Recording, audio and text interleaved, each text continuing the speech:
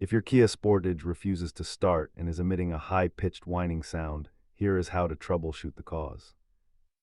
Statistically, that specific whining noise often points directly to a starter motor that is spinning freely without engaging the flywheel.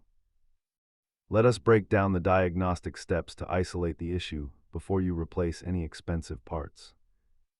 Always start with the basics by checking your battery voltage, ground connections, and the starter relay fuse under the hood. If the electrical system checks out, the starter itself is likely the culprit, often due to a worn pinion gear or solenoid.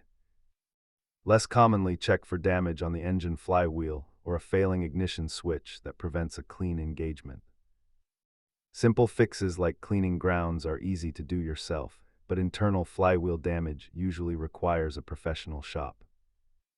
As you can see, costs vary significantly depending on whether the issue is a simple relay or a deep engine component.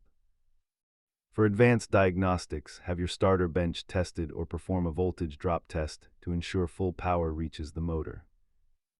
To perform these checks, keep a multimeter and a standard socket set in your toolkit to handle most electrical troubleshooting tasks. Remember, never force the starter if you hear grinding, as you risk damaging the flywheel teeth and increasing your repair bill.